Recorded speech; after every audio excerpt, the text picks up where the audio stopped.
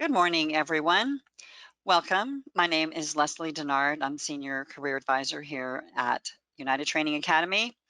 Today, we are going to be talking with Gary O'Neill, and he's going to inform us of the top 5 mistakes you're making on LinkedIn and how to fix them. So I want to draw your attention to your GoToWebinar toolbar, and you'll see a handout at the very bottom that it's a PDF that this is what Gary will be using to go through his presentation today. This is a quick presentation, about 30 minutes. So if you have any questions, pop them in the questions box and we will try to get to them. We may be doing a little more interactivity today, and we may just be listening to Gary. So, however, we're kind of free and easy on this. So, if you have any technical issues, you lose audio, log out, log back in, and that will fix this for you. So, without any further ado, Gary, you now have the floor. Leslie, thank you so much. Hello, everyone. My name is Gary O'Neill. I'm happy to be here today to talk to you about 5 mistakes you might be making on LinkedIn and exactly how to go about fixing them. So, without further ado, let's jump in. So, I want to start out with this. And by the way, I run recruiting teams and have for the last long time, as large as 35, as small as essentially just me, in all sorts of industries and all sizes of companies. So that's kind of the perspective that I come from. And I've been inside of so many different companies and seen how, in this case, LinkedIn is used. I'm here to share as much as I can in the next little while. And we'll go into all of this in a whole lot more detail in the webinar that's coming up in a couple of weeks called Leveraging LinkedIn. So let's start with this. LinkedIn really does matter. And what I have to say to you about LinkedIn mattering is that there's no question that this is the #1 tool that's used by recruiters, as well as interviewers and hiring managers.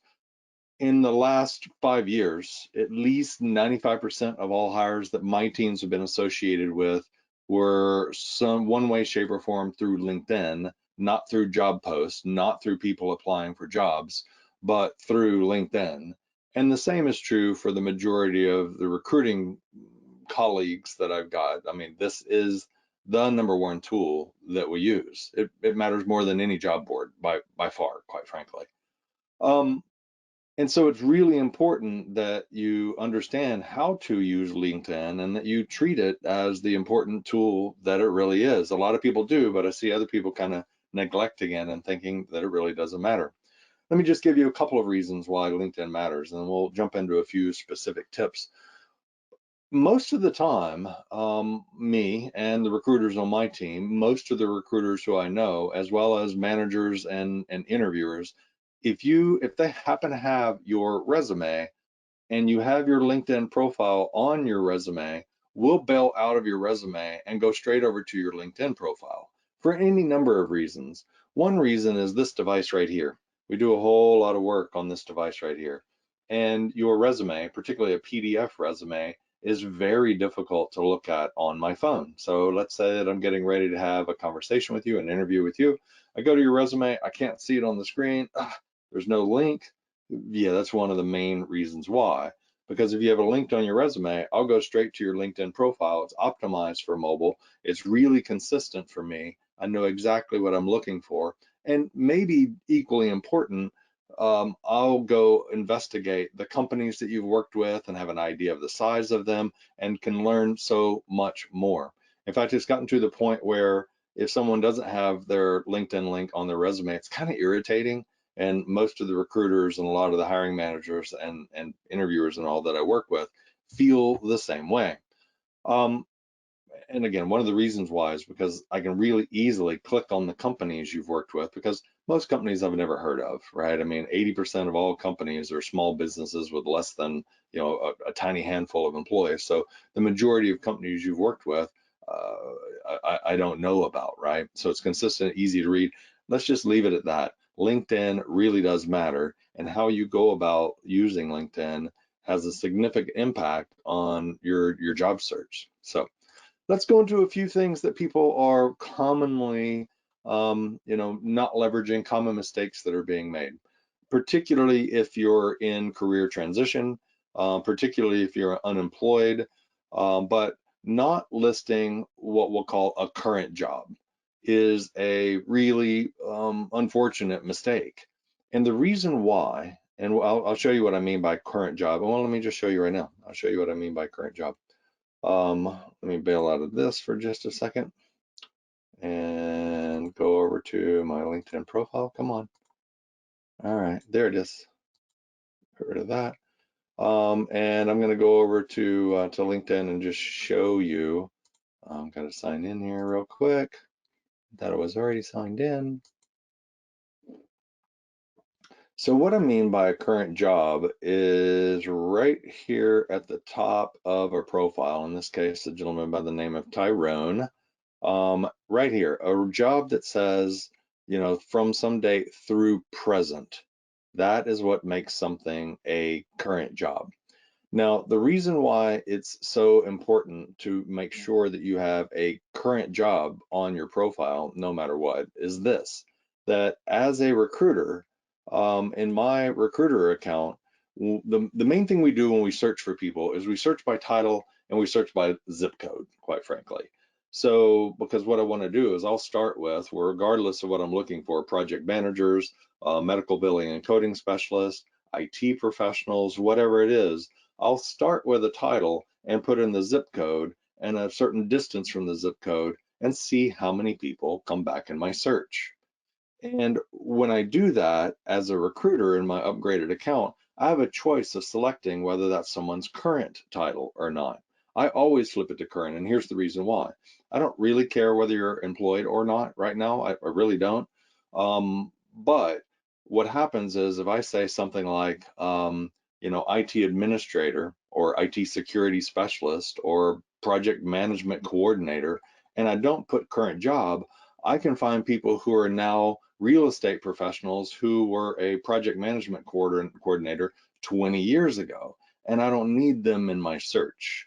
So not having a current job in your LinkedIn profile is a very common mistake, because the result of that is that you will never come up in my search results. You'll never come up in the search results of any of my recruiters that are on my team and the majority of my colleagues, because running the most common recruiter search is current job title and location, right? And that's how we start it all out. One other quick comment on this before we go to the next common mistake is that when you do have your current job listed, it's a really good idea, and especially if you're in career transition, especially if you're currently unemployed, that current job needs to be the one that has the titles of the job that you're looking for, the jobs that make sense for you. So if you were in a project management program at United Training Academy, you would want a current job that has a title that says project manager or project management coordinator and things like that, so that if someone was searching for someone who is a project manager and you want to put your PMP certifications up there in the title of your current job, you will actually come up in their search results. One final comment on this is, if you already have a current job on your profile because you're employed somewhere, you still need to have a current job that has the titles of the jobs that make sense for you. Because if your current job is business analyst and I'm searching for a project manager, you will not come up in my search results. You can have multiple current jobs. So join us for leveraging LinkedIn in the session that's coming up in a couple of weeks, and we'll go dive into this in a lot of detail and show you exactly how to go about doing it. So mistake number one, not listing a current job on your profile because you don't come up in recruiters' search results. Mistake number two is to not search optimize your headline. And what I mean by headline, let me just show you real quick. I'm going to bring up another browser over here so that I can just slide it into the window. 1 second. There we go. So I'm going to go to my LinkedIn profile, and what I'm going to show you is about a person's headline. So when I run a search, the main thing that gets searched, there's a whole lot to a LinkedIn profile. There's, your header information, there's each one of your jobs, there's the summary, but the most searched area of your LinkedIn profile, especially if somebody runs a search up here, is what's called your headline. And your headline is the part of your profile. This is my profile. your headline is the part of your profile that pops up right here. So again, as an example, if you have been in the past a business analyst and now you're transitioning into project management, you would want to make sure that in your headline, you list project management coordinator, PMP certified. If you have a background in logistics, you might say, logistics specialist. And so that way, when a recruiter or someone is searching for a project management coordinator in logistics, PMP, bang, you'll more likely come up in their search results because the headline of your profile is one of the most highly indexed part of your profile. In other words, what we're trying to do is to search engine optimize your LinkedIn profile so that when I run a search as a recruiter, you will come up in my search. Let me just show you a typical search that I'll run real quick. So I might run a search for project management, project management coordinator in people. And the first thing that I'll do is I will narrow that down by location. So I'm going to narrow it down to Austin, Texas, and show my results. And what I got is I got 4,600 people. This isn't my upgraded account, so I'm not showing you the current. I'd have to log in differently. This is my standard account that you have. But I would go into my upgraded account. I would narrow it down to people who only have their current um, um, title as project management coordinator. And then what I'll go is I'll start doing is I'll start narrowing it down by those who have, say, PMP, and we'll see that go down from 4,600 to 2,600. So I just cut it in half. So the common mistakes that we've gotten so far, number one is not having a current job. Because if I should have gone to my LinkedIn recruiter account, but if I went to my LinkedIn recruiter account, which is a $1,000 a month account, and some of the ones that are even less, I would select project management coordinator, current title, and then I would select the location by zip code, and we would send in a much smaller set, but it still would have been 400 or 500 people, and then I would have narrowed that down by certification such as PMP. So PMP and things of that nature are one of the places you want to put them is in the headline of your profile. And we'll go into this, like I said, in a lot more detail in the class that we're doing in leveraging LinkedIn that we do in a couple of weeks. But just really quick, how you edit this headline right here is right there. This is my profile, so I get to edit it. So you click the little pencil icon and you get to edit it right there. By the way, my other suggestion, and this is not a mistake, this is just kind of a special bonus suggestion, which is your headline really probably ought to be the exact same thing as the title. I'm going to discard these changes as the title on your current job. So if you look at my profile, this is my company right here. Recruiting leader, technical recruiter. So see this headline, this title right here, that's exactly the same thing as my headline. So if someone is searching for a recruiting leader or executive recruiter or technical recruiter or, executive talent acquisition or what have you, I'll come up in their search results. And you'll also notice that I have two current jobs. One is a recruiting specialist at a company called LifeSize because my company is doing a lot of recruiting with them right now. And so, sometimes candidates want to see that I actually am associated with LifeSize, so I added that. So since it's through present, that's a current role for me. But this one is too, April 2018 through present. Both of these would be considered current roles. I have multiple titles in my role. And then in this particular case, I always use that same title as the headline. So if you were currently a business analyst, is one I've been picking lately, and you were transitioning into project management, you would want your headline to talk about project management, and you'd want to have a current job, if you will, on your LinkedIn profile that also talks about project management and whatever you're going to be a project management specialist in. All right.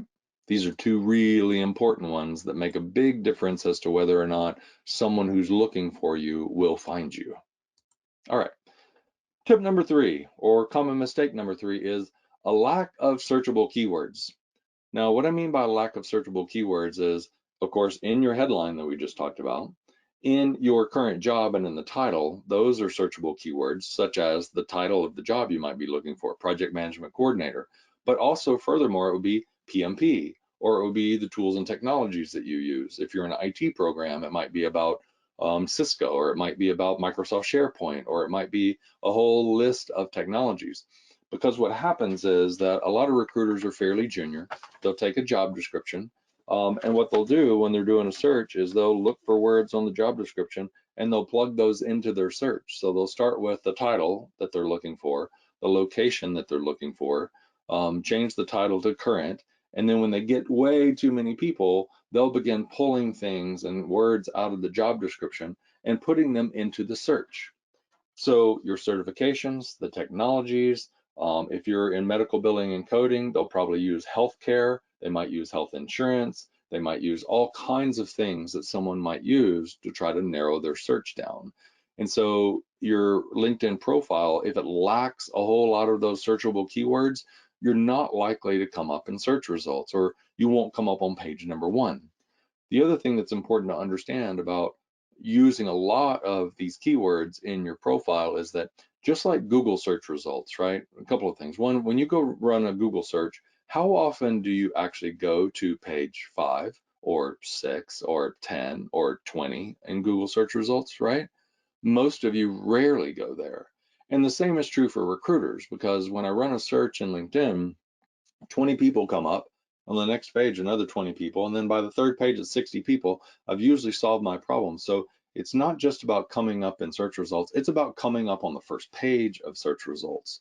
So if I was running a search for a IT administrator or a IT help desk specialist, and I put in CompTIA A+, anybody who has that in their profile is going to come up a whole lot higher than anybody else. I put in IT administrator or IT help desk specialist as the current title. I put in a location, and then I start putting in CompTIA A plus, Network plus, Security plus. I might put in SharePoint or other kinds of things that are important. And what's going to happen is the people who have those words in their profile come up in the search results.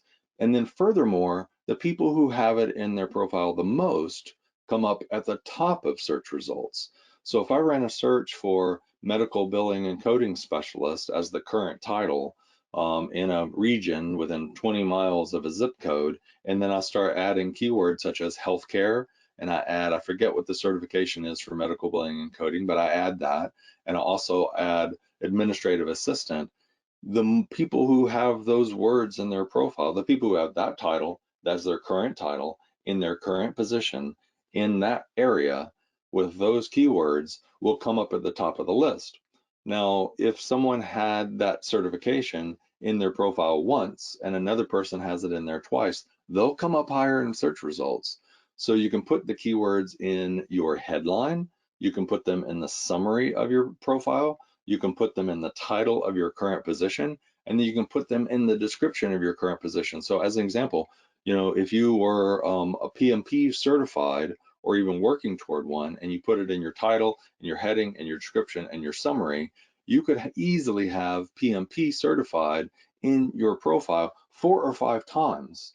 So if I put that in my search, you'll come up so much higher in search results. It's really not hard to move from being on page 9 of search results to being within one of the first 4 or 5 people in search results if you have a current job.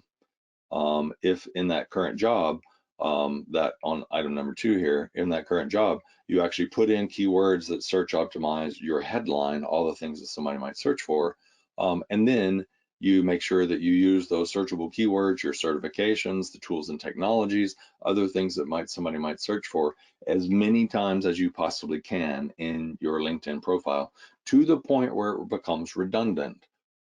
My point really is that when you're thinking about creating your LinkedIn profile, think of it less about what's going to happen when somebody gets to your profile and actually looks at it, and a whole lot more about optimizing it to come up high in search results. Because you could have a beautiful, really well crafted LinkedIn profile and not have keywords in it and that people are searching for, not have a current position that has the titles of the job that makes sense for you, and you're never going to come up in anybody's search results, or you'll come up on page 10. So you can have this beautiful, well-crafted search that comes up on page 10, and yeah, it kind of doesn't matter. So when you're thinking about building your LinkedIn profile, think about keywords, current position, optimize title and heading, and those are the three things that are going to really help you when someone is searching for someone like you, so that you come up in recruiter and hiring managers and other people's search results. All right. By the way, I run with my interrupts enabled, so Leslie, if there's anything, comments or anything anybody wants to have, but we can stop and entertain a few of those. Yeah, nothing yet, and I know that everybody's listening. I will say one thing that comes up a lot, and this has to do with the current job piece, is a lot of people in transition who may not have a current job still have some challenge with knowing where they want to be and what that next current job is so that they can put it in their current job. And that tends to be the biggest thing. And they think, I don't have a current job, so I'm not going to put it in there. But Ah, we can address that in a little bit if you want no, to. But that's a big thing. let's address that right this very second. Okay.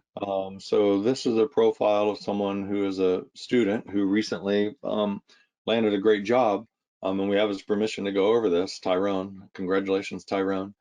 Um, and so what I can show you is right here in his current job, what he listed as his current job is he listed United Training Academy. He's a student. So right here it says United Training Academy student.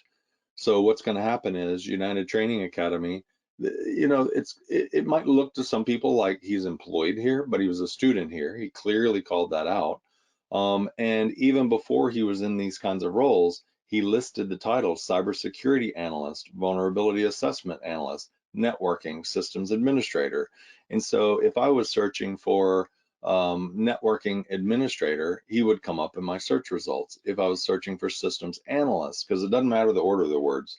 If I was searching for cybersecurity administrator, if I was searching for, systems assessment analyst, this gentleman would come up in my search results because this is a present, it's listed as a present thing. And so I think that if you think about LinkedIn is not LinkedIn is a marketing tool for you. It's not a legal document. It's about telling the truth and nothing but the truth, but not the whole truth, because there's just not space. And you're not saying that you really, this is just a way of putting black pixels on a white page so that you can come up in search results, because you can not have a current position. You can not list the titles of jobs that make sense for you next. And you'll never come up in anybody's search results. And that comment that Leslie was saying, which is people say, yeah, but I don't have a current job. It's like, well, okay, but put something in. It's about a position in a tool called LinkedIn, and so it's really, really, really important that you have a position, they call them, in LinkedIn that is current, that lists the titles of the position that you're transitioning into. Because if you've previously been a nurse and your whole LinkedIn profile says things about being a nurse, and you're transitioning into IT, and I'm searching for an IT administrator, you won't come up in my search results. So if you really understand and believe that you could help people in the new career that you're transitioning into, then you owe it to everyone. You owe it to me, you owe it to your future employer to ensure that you're easy to find. So all of this is about being easy to find. All right. Let's talk about this one. Having few connections. So this is one of the places I'm going to go back to Tyrone, and I'll pick on him just a little bit, which is it lists his number of connections. Tyrone's got 51 connections. Here's the thing. When I'm searching LinkedIn as a recruiter, if you're not in my network, if we're not connected, or you're not first, second, or third level connection to me, and join us for leveraging LinkedIn, we'll go into that in detail. But am I connected to you, or am I connected to someone who's connected you kind of thing. But if you're not somewhere in my network, you will not come up in my search results, right? I mean, if you're not in my network, you will not come up in search results. So if you have a tiny network or no network at all, it's essentially the same thing as not having a LinkedIn profile. So what happens is Tyrone has 51 connections, and let's just assume that all of those people had 51 connections. I mean, this total network is a few thousand people. And really what you want is a massive network. You would like to be connected with every single person who's in LinkedIn, right? This is not Facebook. This is not a social media site. You want to be connected with as many people as you can so that when people search for you, you'll come up in their search results. A great way to build your network is to connect with recruiters because one, recruiters are the people who are searching for you. Search for recruiters who are in the space that you're in, right? And, medical recruiters, healthcare recruiters, IT recruiters, what have you, and build connections with a lot of them because, as an example, my network is huge. And if you connect with me, you're going to add several million people to your network, and that several million people is going to include tens of thousands of recruiters if you connect with me, which means the likelihood of a recruiter finding you when they search for you goes up a whole lot higher if you connect with a bunch of recruiters and you connect with a bunch of hiring managers. So having few connections in your LinkedIn profile is a very, very common mistake. So yeah, build your network. You have to do that. Join us for Leveraging LinkedIn. We'll show you all about how to go about doing that. It's really easy, and it's no threat, and it's not much work, and it makes a massive difference in the results you're going to get. Number 5, not highlighting your training. So what happens is, especially if you're in career transition, we see it all the time where, someone lists what they did in the past, their resume is old and out of date, they don't have a current position because they're not currently employed, they don't put the work that they're doing in their profile up at the top, and they don't list their education and training that they're going through currently. Which, by the way, if you're a student at United Training Academy, congratulations, you made a big step in terms of, really, really pushing, moving your career forward. But the goal is to start your job search right now, today. Start it 3 weeks ago. Start it, don't wait. Start it right now because the goal is by the time you complete your program and you get your certifications, you're already employed, right? And so it's really important that you highlight your education and certifications. I'll go back to Tyrone again, just as an example. So while he was a student, he has this up as his profile, and it shows the titles of the jobs that make sense for him. He shows that he's a student. He's got his certifications listed. He doesn't have enough connections, but obviously it worked out for him. But I would say this number needs to be 500 plus, right? And then what we got is if we go down here, look under education, we got United Trading Academy. And down here, a whole lot of chance to put in a bunch of other keywords, if you will. TCP/IP, OSI, LAN WAN. I might would add Cisco and Microsoft and SharePoint and whatever other things that matter. And I also would have put a lot of the same stuff that he's got down here under his education at United Training Academy. I would have put them right here in the details or what have you of this particular job. And then I would also put them right up here. In fact, he's got a bunch in, well, I would add a bunch right here to this summary section. Because the point is that you can get those words that people are searching for, you can get them in your headline, you can get them in the summary right here, which we hadn't really talked about. You can get them in the description of your current position, which is as a student. And then you can also list your education and put all that stuff down here.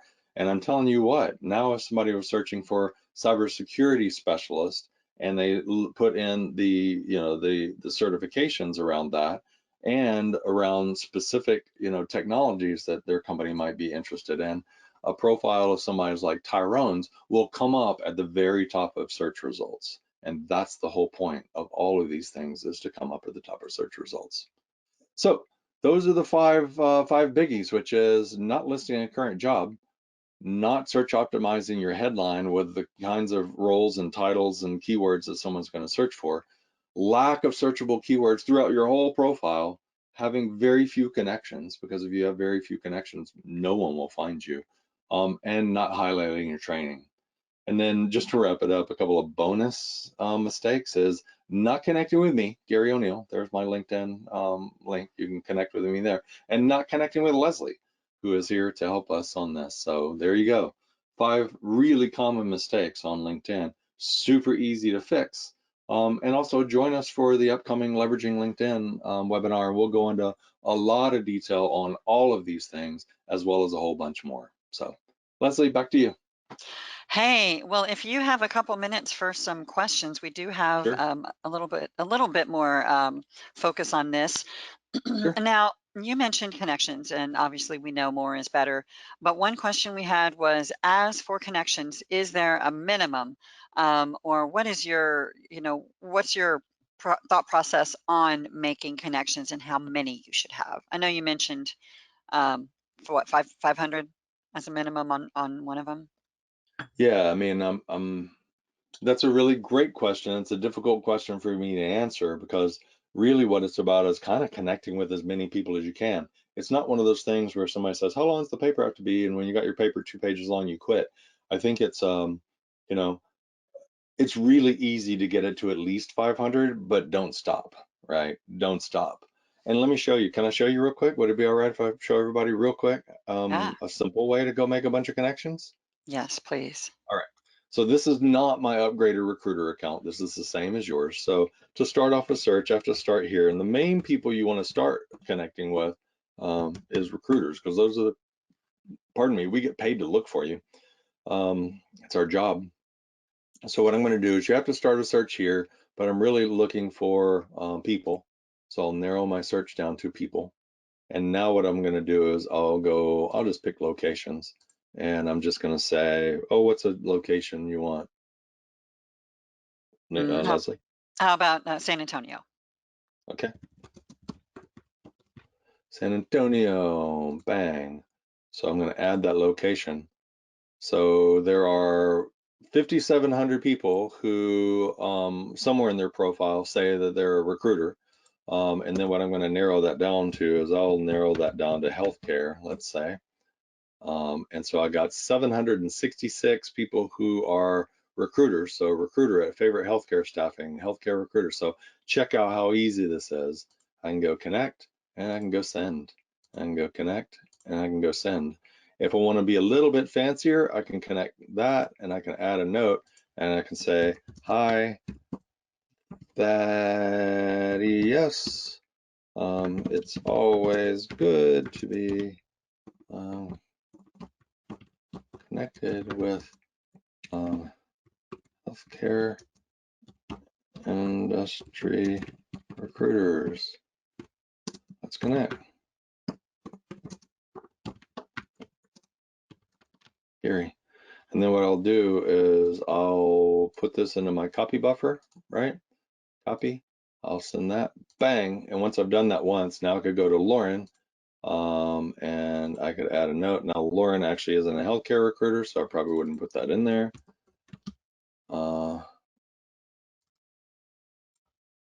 With the recruiters, let's connect. You know, it used to make a big difference as to whether or not you sent a message or not. You know, my suggestion is if you have limited amount of time, connect with more people and don't send a note Mhm. because it's as easy as this: connect, send, connect, send, connect, send, connect, send, right? And what'll Mhm. happen is eventually when you're doing that, it'll start asking you for email addresses and eventually it'll say, basically it'll say, you've done enough for today. And when Mhm. LinkedIn tells you you can't send any more connection requests, then pat yourself on the back, go treat yourself to whatever it is. You can get there in less than 30 minutes.